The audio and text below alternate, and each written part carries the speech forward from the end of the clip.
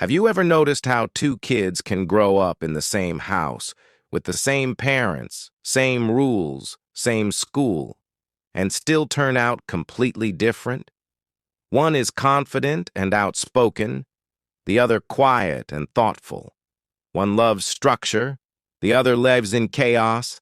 That's not random, that's child development, and more specifically, different perspectives in child development at work. When psychologists talk about child development, they're really asking one big question. How does a child become who they become?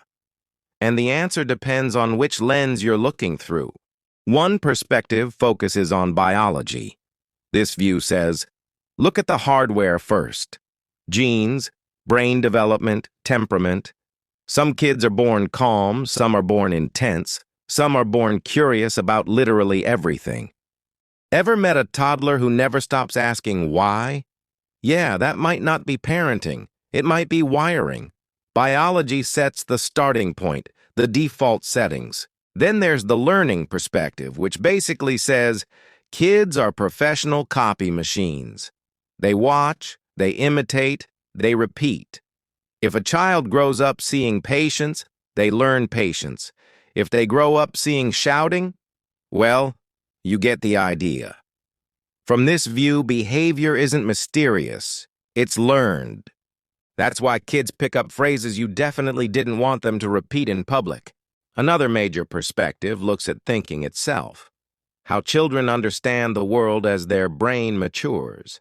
A 5-year-old doesn't think like a 10-year-old, and a 10-year-old doesn't think like a teenager. This perspective reminds us that kids aren't just small adults. Their logic, memory, and problem-solving skills develop in stages. So when a child insists that monsters live under the bed, it's not drama, it's development. There's also an emotional and social perspective, which focuses on relationships. This view says children grow through connection. Feeling safe, loved, and understood helps their brain grow in healthy ways. When kids feel emotionally secure, they explore more, learn better, and bounce back faster from stress. When they don't, even small challenges can feel overwhelming. Let's add some real-life honesty here. Most parents mix all these perspectives without realizing it. One moment you're thinking, that's just their personality. The next you're saying, they learned that from somewhere. And 5 minutes later you're Googling, is this normal for their age? Congratulations, you're already using multiple perspectives. Modern psychology doesn't argue about which perspective is right. It understands that child development is complex. Biology matters. Environment matters. Thinking patterns matter. Emotions matter. Kids are not shaped by one thing. They're shaped by everything interacting at once. And here's the comforting part.